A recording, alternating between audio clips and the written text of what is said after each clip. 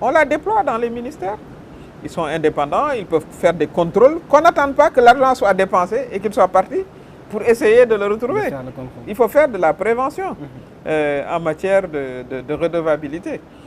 Donc ça, c'est des idées sur lesquelles il faut réfléchir. Je pense que le gouvernement réfléchit là-dessus. Mais en tout cas, pour ce qui concerne le président de la République, ça je peux le dire, la lutte contre la corruption est une de ses priorités voilà, essentielles.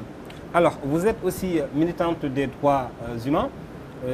La séparation des pouvoirs vous intéresse pour autant. Il y en a certains qui disent que pour une séparation des pouvoirs, quand même dans des pays comme le Sénégal, il faudrait la suppression du ministère de la Justice. Est-ce que vous êtes, oui, pour ou contre cette suppression? Aux États-Unis, il y a le ministère de la Justice. Je pense que c'est une démocratie quand même, hein, de référence. Donc, je pense que le ministère de la Justice, d'abord, il ne faut pas oublier que c'est lui qui gère les établissements pénitentiaires. Qui va s'en occuper alors, à ce moment-là? C'est eux qui gèrent l'éducation surveillée des enfants qui sont placés. Et qui va le faire? Le ministère de la Justice a plusieurs prérogatives. Il gère également voilà, la carrière des magistrats. C'est par le ministère qu'ils sont payés, qu'on fait la formation des magistrats, etc. Rien n'empêche, avec un ministère de la Justice, aux magistrats d'être indépendants. Rien.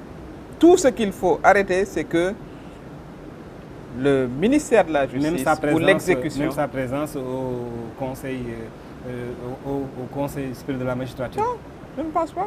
Moi, je ne pense pas. D'ailleurs, les magistrats n'en veulent pas. Les magistrats veulent qu'il reste. Les magistrats eux-mêmes, n'est-ce pas?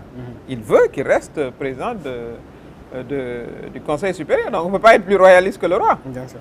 Franchement. Et ils veulent que le... Pourquoi? Ils le savent. Parce qu'ils savent qu'il y a besoin d'un arbitre au-dessus du jeu. Le plus important, c'est qu'on mette en place des critères acceptés par tout le monde de transparence et d'équité dans la gestion des carrières. Ça, c'est un. Deux, qu'il n'ait absolument pas d'émission de l'exécutif. Quand je dis l'exécutif, c'est le ministre de la Justice, le Premier ministre, le Président ou d'autres ministres, qu'ils ne se mêlent pas des affaires de la justice. Si on les respecte, il n'y a pas de problème. C'est comme partout. Aux États-Unis, il y a un ministère de la Justice, en France, en Suède, partout. Donc ça, ce n'est pas un problème, à mon avis. Et les magistrats, d'ailleurs, l'ont dit, puisqu'ils considèrent que le président, ça ne les gêne pas qu'il dirige le Conseil supérieur de la magistrature. Moi, j'ai toujours pensé qu'il devait y être. Parce que je pense qu'il faut quelqu'un au-dessus de la mêlée, voilà, pour faire le contrôle de conformité. On a nommé tel magistrat, est-ce qu'il a l'ancienneté qu'il faut, est-ce qu'il a la probité qu'il faut, etc. Et que les choses se fassent de manière équitable au niveau de la justice. Alors, une dernière question sur l'actualité avant de faire un saut dans l'histoire. C'est cette question-là qui est relative à à l'ancien président de la République, M. Macky Sall, avec une altercation avec une Sénégalaise quand même. On a vu la position du gouvernement, notamment la ministre des Affaires étrangères, qui a sorti un communiqué et que certains ont dit qu'il a pris part pour une citoyenne et a laissé de l'autre part un ancien président de la République. Oui, bon, moi je ne sais pas comment ça s'est passé, hein. Je suis comme vous, je l'ai vu. Mais je considère que bon, c'est un incident. Et le plus important pour moi, c'est que le président Macky Sall en question s'explique, parce que c'est sous son magistère qu'il y a eu 80 Sénégalais qui ont perdu la vie. Pour moi, c'est ça le dossier le plus important. Et c'était lui le président de la République, c'était lui le commandant en chef des armées. Sa responsabilité pour moi est directement engagée.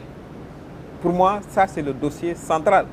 Et on peut comprendre aussi que des familles de victimes, quelque part, puissent avoir des réactions, voilà, ou alors des gens très sensibles à la question. Mais pour moi, ça c'est un incident, mais pour moi, la question centrale que se posent les différentes associations de victimes, c'est que le président Macky Sall vienne répondre, voilà, de toutes ces tueries qui se sont faites sous son magistère.